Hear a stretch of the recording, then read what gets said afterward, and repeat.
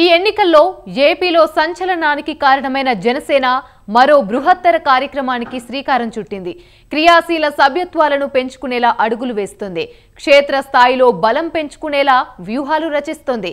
కార్యకర్తలను కుటుంబ సభ్యుల్లా భావించే పవన్ కళ్యాణ్ పార్టీ క్రియాశీల సభ్యులకు ఆర్థిక భరోసాను కల్పిస్తున్నారు. వారి కుటుంబాలకు అండగా నిలుస్తున్నారు. 10 రోజుల పాటు జరగనున్న జనసేన సభ్యత్వ నమోదు కార్యక్రమం సంచలనం సృష్టించనుందా? గ్రామాల్లో పార్టీ బలపడితే ఇక తిరుగుండదా?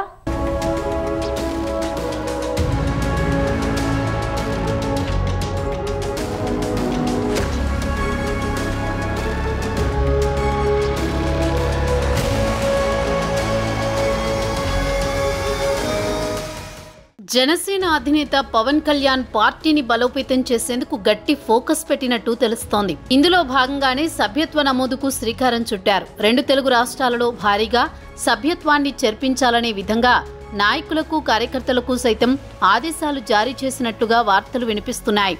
ఇప్పటికే ఈ విషయంపైన పార్టీలో ముఖ్య నేతలతో కూడా మాట్లాడినట్టు సమాచారం. ప్రతి నియోజకవర్గంలో 50 మందికి లాగిన్ ఐడీలు ఇవ్వబోతున్నట్టు సమాచారం. ప్రస్తుతం 2 తెలుగు రాష్ట్రాల్లో జనసేనకు కేవలం 6,47,000 మంది మాత్రమే అధికారికంగా సభ్యత్వం నమోదు చేసుకున్నారు. అయితే ఈసారి సభ్యుల సంఖ్య 9 లక్షలకు పైగా పెంచాలని టార్గెట్తో జనసేన అధిష్టానం కసరత్తు చేస్తోంది. అంతేకాకుండా పార్టీని మరింత బలోపేతం చేసి ప్రజల్లో తమ పేరుని ఎక్కువగా వినిపించేలా చేయాలన్న ఆలోచనతో జనసేన అడుగులు వేస్తోంది.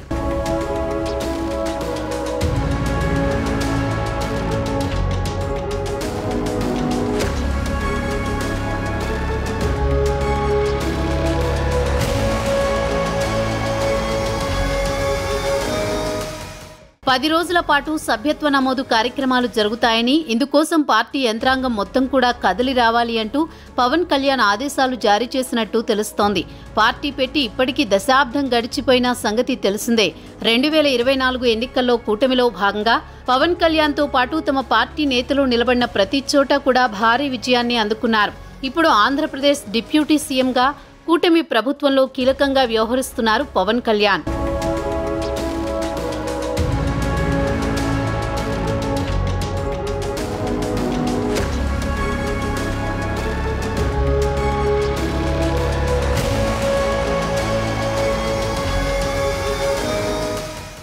జనసేన పార్టీ ఇప్పుడు ఉల్లాసంగా ఉత్సాహంగా ఉంది. 100% స్ట్రైక్ రేట్ సాధించిన ఊపులోని గ్రామ స్థాయిలో కూడా బలపడేందుకు ప్రణాళికలు సిద్ధం చేసుకుంటోంది. 10 రోజుల పాటు కొనసాగనున్న 4వ విడత సభ్యత్వ నమోదుకు భిన్నంగా నిర్వహించబోతున్నారు. సభ్యత్వం నమోదు చేసుకునే వారికి పవన్ కళ్యాణ్ ఆశయ సాధనకు పనిచేయాలని జనసేన పిలుపు ఇస్తోంది. జనసేన పార్టీకి పవన్ కళ్యాణ్ ఫ్యాన్సే బలం. ఆయన అభిమానులందరూ పార్టీ సభ్యత్వం తీసుకుంటూ ఉంటారు. ఆల్రెడీ సభ్యత్వం తీసుకున్న వారు రెన్యువల్ చేసుకోవడం, అలాగే కొత్తగా సభ్యత్వ నమోదు కార్యక్రమం 10 రోజుల పాటు జరగనుంది. పవన్ ఈసారి అధికారంలో కీలక పాత్ర పోషిస్తున్నందున మరింత ఎక్కువగా సభ్యత్వ నమోదు జరిగే అవకాశం ఉంది. అందులోనూ పోటీ చేసిన అన్ని స్థానాల్లోనూ విజయం సాధించడంతో జనసేనకు మంచి హైప్ వచ్చింది. దేశవ్యాప్తంగా జనసేన పేరు మారుమ్రోగిపోయింది. దీంతో ఊహించిన దానికంటే ఎక్కువగా జనసేన సభ్యత్వాలు నమోదయ్యే అవకాశాలున్నాయని రాజకీయ పరిశీలకులు చెబుతున్నారు.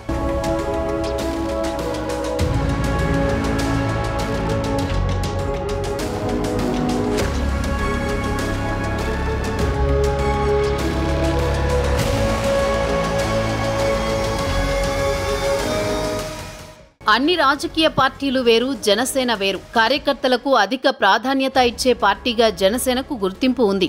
ముఖ్యంగా ఎవరైనా కార్యకర్త ప్రమాదవశాత్తు మరణిస్తే వారి కుటుంబానికి 5 లక్షల రూపాయల సాయాన్ని అందించడమే కాకుండా అన్ని విధాలుగా ఆదుకుంటోంది జనసేన పార్టీ. ఇప్పటికే ఎంతో మంది కార్యకర్తలు చనిపోతే ఆర్థిక సాయాన్ని అందజేశారు పవన్. ఇప్పుడు మరిన్ని సభ్యత్వాలను చేర్పించి మరింత పట్టు పెంచుకోవాలని, గ్రామస్థాయిలో బలోపేతం కావాలని అడుగులు వేస్తోంది జనసేన అధిష్టానం. ఇంకోవైపు దసరాలోగా రాష్ట్ర వ్యాప్తంగా నామినేటెడ్ పోస్టులు భర్తీ ప్రక్రియ పూర్తి చేయాలని ప్రభుత్వం భావిస్తున్న నేపథ్యంలో జనసేన నాయకత్వంపై పార్టీ శ్రేణుల నుంచి తీవ్ర ఒత్తిడి వస్తోంది. ఈ సందర్భంగా రాష్ట్ర వ్యాప్తంగా ఎన్ని రాష్ట్ర స్థాయి నామినేటెడ్ పోస్టులు తీసుకోవాలి, జిల్లా స్థాయిలో ఎన్ని, నియోజకవర్గ స్థాయిలో ఎన్ని తీసుకోవాలనే అంశంపై ప్రజాప్రతినిధుల నుంచి పార్టీ అధ్యక్షులు సూచనలు తీసుకునే అవకాశం ఉందని పార్టీ వర్గాల్లో చర్చ నడుస్తోంది.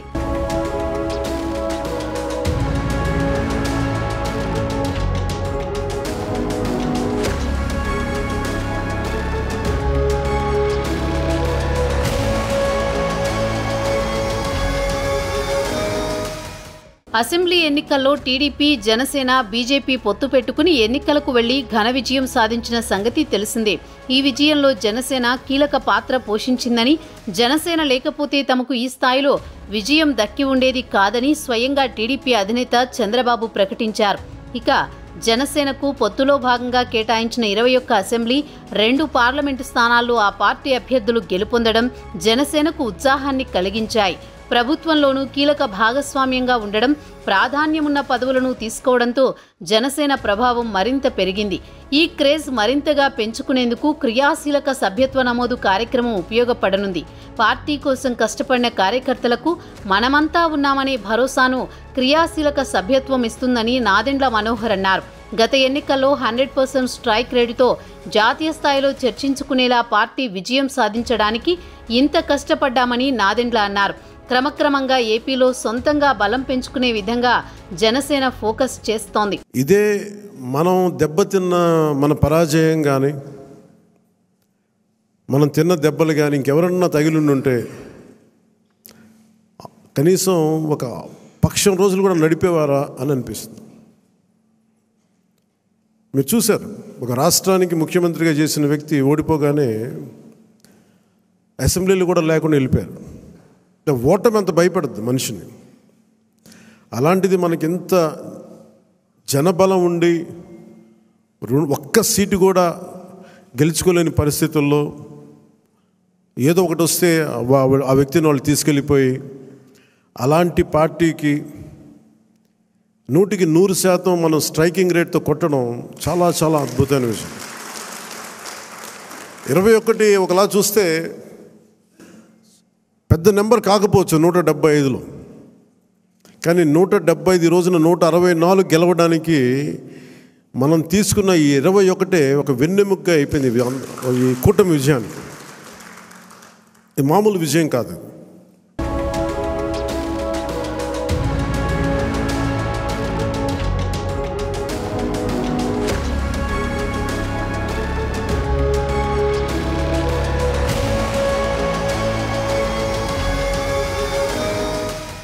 ఇంకోవైపు పవన్ గేట్లు ఎత్తితే వైసీపీ నుంచి జనసేనలోకి చాలా మంది క్యూ కట్టే అవకాశం ఉంది.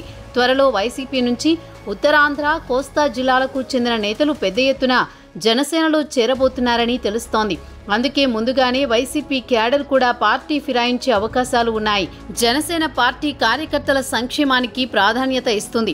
సభ్యత్వం తీసుకున్న వారికి ఇన్సూరెన్స్ సౌకర్యం కూడా కల్పిస్తుంది. కష్టాల్లో ఉన్న జన సైనికుల్ని ఆదుకోవడానికి నిరంతరం కృషి చేస్తూనే ఉంటుంది. పవన్ కళ్యాణ్ ఇప్పుడు కీలక పొజిషన్లో ఉన్నందున జనసేన పార్టీని కింది స్థాయి నుంచి మరింత బలపరిచేలా చర్యలు తీసుకునేందుకు అన్ని చర్యలు తీసుకుంటున్నారు.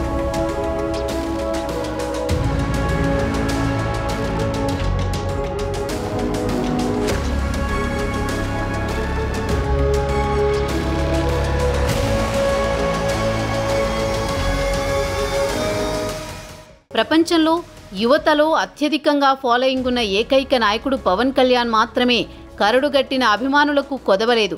ఈ ఎన్నికల్లో జన సైనికులంతా కష్టపడి పనిచేశారు. పార్టీ ఘన విజయంలో కీలక పాత్ర పోషించారు. అయితే జనసేనను గ్రామ స్థాయిలో బలోపేతం చేసే బాధ్యత కార్యకర్తలపై ఎంతైనా ఉంది.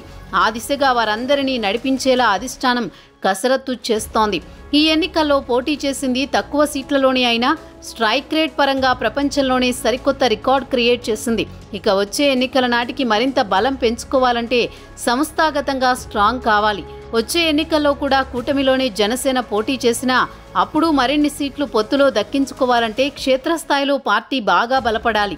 ఒకవేళ వచ్చే ఎన్నికల్లో ఒంటరిగా పోటీ చేసినా లేదంటే పెద్ద ఎత్తున సీట్లు దక్కించుకోవాలన్నా పార్టీ నిర్మాణం చాలా అవసరం.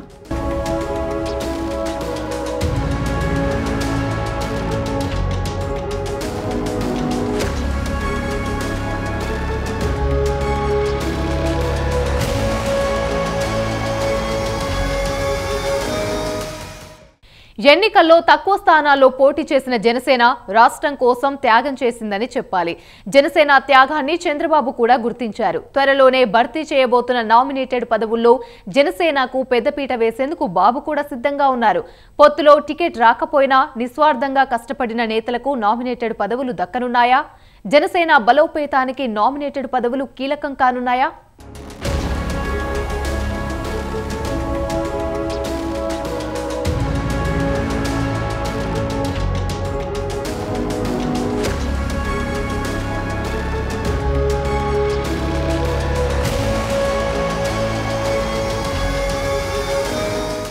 ఈ ఎన్నికల్లో 3 పార్టీలు జట్టు కట్టడంలో జనసేన అధినేత పవన్ కళ్యాణ్ కీలక పాత్ర పోషించారు.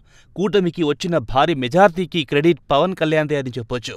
కూటమి విజయంలో త్యాగం చేసిన జనసేనకు ఎలాంటి పదవులు దక్కనున్నాయి అనే చర్చ మొదలయ్యింది. పవన్ చెప్పినట్లే 1/3 నామినేటెడ్ పదవులు జనసేనకు దక్కబోతున్నాయా?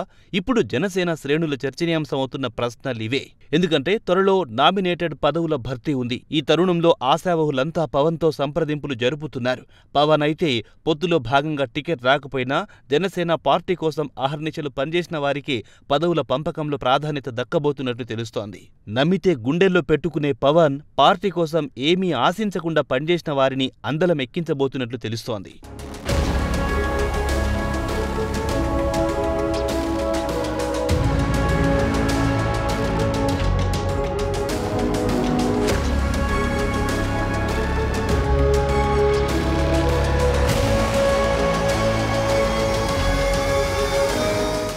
ఆంధ్రప్రదేశ్లో టీడీపీ, జనసేన, బీజేపీ అధికారంలోకొచ్చి 40 రోజులు దాటిపోయింది. ఈ నేపథ్యంలో ఇప్పుడు నామినేటెడ్ పోస్టులపైన సీఎం చంద్రబాబు దృష్టి సారించారు.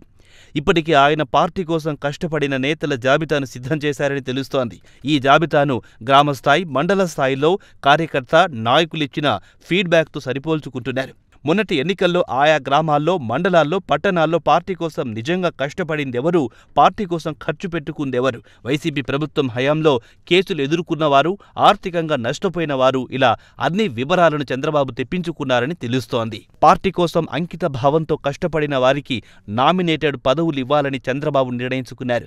దీనికి కూడా ఆయన కార్యకర్తలు, స్థానిక నాయకుల ఫీడ్బ్యాక్ తీసుకుంటున్నారు. నిజంగా కష్టపడ్డ వారికి ఎవ్వరికీ అన్యాయం జరగకూడదనే ఉద్దేశంతో చంద్రబాబు ఉన్నారు. అట్లు జనసేన అధినేత కూడా పార్టీ కోసం కష్టపడి పనిచేసిన నిస్వార్థ నేతలనే అందలమెక్కించబోతున్నారు. మొత్తం నామినేటెడ్ పోస్టుల్లో జనసేనకు 1/3 పదవులు దక్కడం ఖాయంగా కనిపిస్తోంది. ఆశావహులంతా పవన్తో సంప్రదింపులు జరుపుతున్నారు.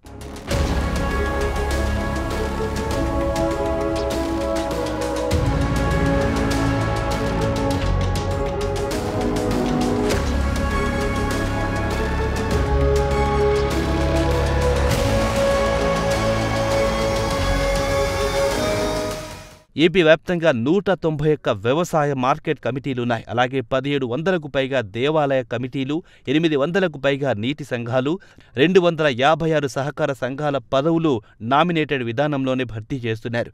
ప్రభుత్వం మారడంతో ఇప్పటికే ఆయా కమిటీల చైర్మన్లు, సభ్యులు, డైరెక్టర్లు రాజీనామా చేశారు. దీంతో ఆ పదవులను దక్కించుకునేందుకు కూటమి నేతలు పోటీ పడుతున్నారు.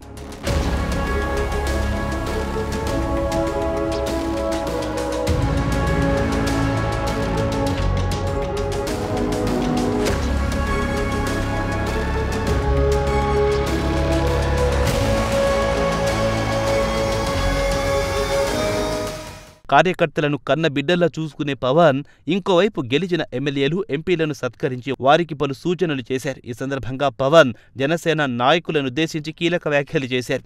తాను రౌడీయిజాన్ని సహించబోనంటూ పార్టీలోని కొందరు నేతలకు అర్థమయ్యేలా సుస్పష్టమైన హెచ్చరికలు జారీ చేశారు. జన సైనికులు, వీర మహిళల కష్టం వల్లే జనసేన నుంచి 21 మంది ఎమ్మెల్యేలు గెలువగలిగారన్నారు పవన్. తాను పదవులను ఆశించలేదన్నారు. ప్రభుత్వంలో భాగస్వామ్యం కావడం మనందరికీ పెద్ద బాధ్యత అన్న సేనాని తానెప్పుడూ అధికారాన్ని చూడలేదని, కీలకమైన శాఖలు తీసుకోగానే వాటి పట్ల అవగాహన పెంచుకోవాలని జనసేన ఎమ్మెల్యేలున్నారు.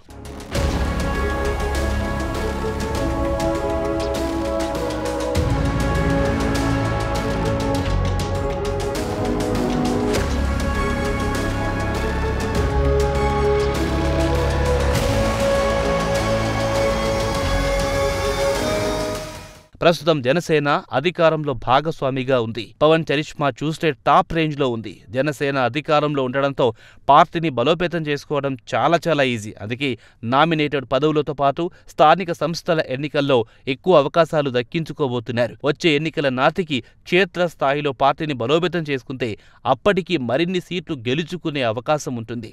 పొత్తులో పోటీ చేసినా, ఒంటరిగా పోటీ చేసినా ఈ 5 ఏళ్లలో పార్టీ క్షేత్రస్థాయిలో బలపడితే 2029 ఎన్నికల్లో జనసేన బలం ఇంతకు 2-3 రెట్లు ఆ పైన పెరిగిన ఆశ్చర్యం లేదని రాజకీయ పరిశీలకులు అంటున్నారు.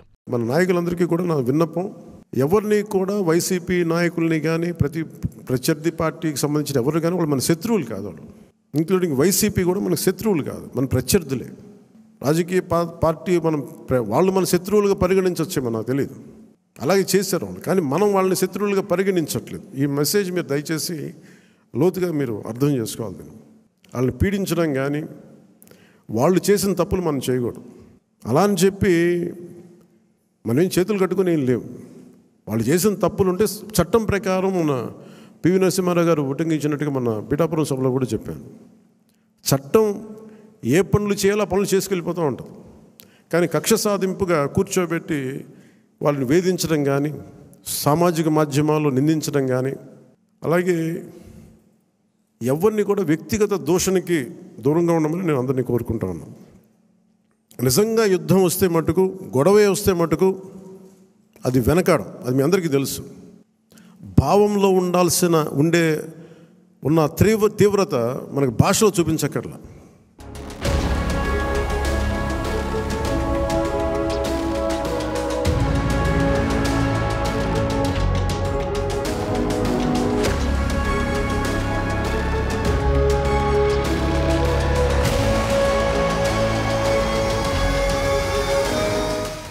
జనసేన క్రమంగా బలం పెంచుకుంటూ పోతున్న తరుణంలో భవిష్యత్తులో ఆ పార్టీ మరిన్ని ఉన్నత శిఖరాలను అధిరోహించడం ఖాయమని రాజకీయ వర్గాల్లో ప్రచారం జరుగుతుంది. జన సైనికులు ఆశించినట్లే అధినేత పవన్ కళ్యాణ్ ను అత్యున్నత పదవిలో చూడడం ఖాయమని అంటున్నారు. మరి పవన్ పొలిటికల్ ఫ్యూచర్ ఏ మలుపు తిరుగుతుంది అన్నది కాలమే తేల్చాలి.